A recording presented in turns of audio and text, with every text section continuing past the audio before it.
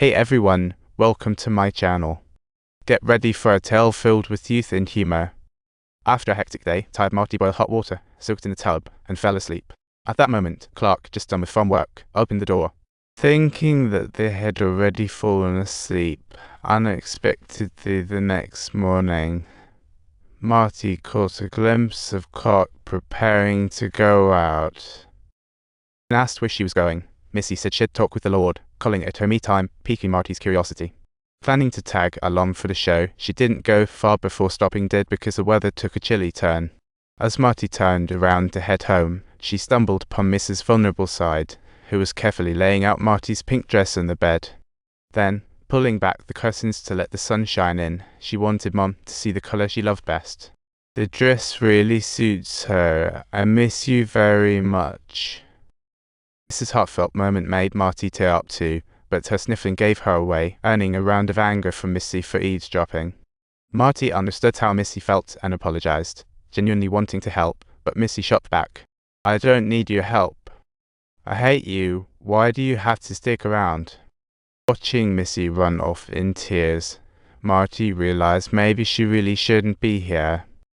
And all of this had been witnessed by Clark from a distance. She had seen this day coming from a mile away, telling Marty, "Missy needs your help, and you'll find your life enriched through her as well." Clark encouraged Marty to stay, confident that Marty would find a way to connect with Missy, which also lined up with her earlier prayers. After hearing Clark's words, Marty began to calm down, a smile slowly creeping across her face as she reached for the pink dress again. She laid Missy's outfit on top, trimmed it to size, and became a mother figure, stitching it with care. Working through the night, she crafted a beautiful dress. The next day, as Missy stepped outside, she noticed the small pink dress and the weary Marty who hadn't. They exchanged no words, but as Marty held up the dress to Missy, a smile broke out on her face. In that moment, all barriers vanished between them, and dressed in her new outfit, Missy excitedly headed to the town party. On the return, she slept soundly on Marty's shoulder. Suddenly, Marty felt stomach pain, and Clark asked curiously, "What's wrong?" Little did she know she was already aware of her pregnancy. Expecting Clark to be upset, she was surprised to see a smile light up his face. At that moment, Marty didn't realize her feelings for Clark were growing. In the days that followed, with Marty's guidance, Missy finally fell in love with reading. As winter turned to spring, Clark prepared to head out for prayers, and Marty quietly followed. She could faintly hear an off-key song and followed the melody to discover it was Clark belting out a tune up ahead, making her chuckle.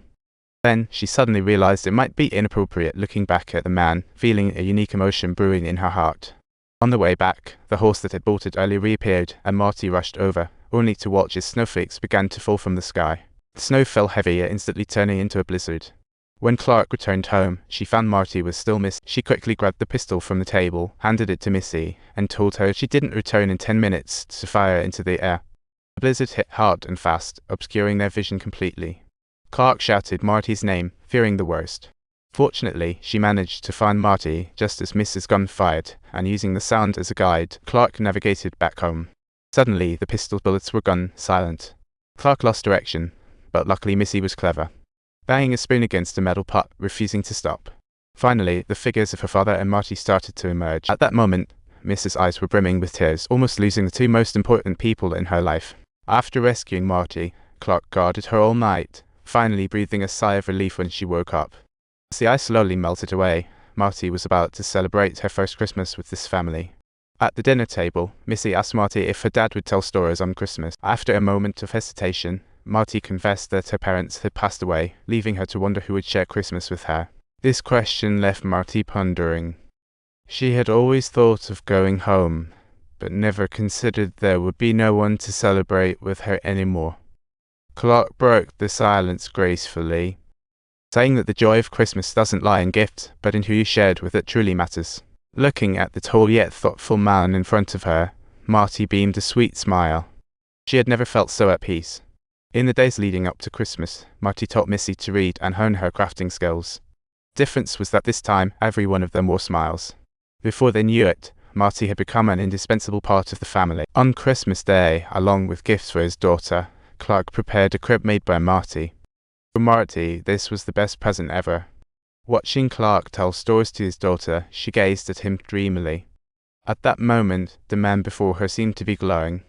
Day by day, Marty's belly continued to grow. One day, Marty suddenly had severe stomach pain. She was about to give birth. There was no time to call a midwife, so Clark, who knew how to deliver calves, stepped in. Fortunately, everything went smoothly, and they welcomed a charming little chub.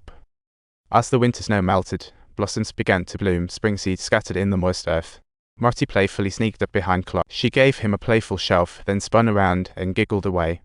Clark chased after, joining in her playful antics. Unbeknownst to them, their home was filling up with joy and laughter.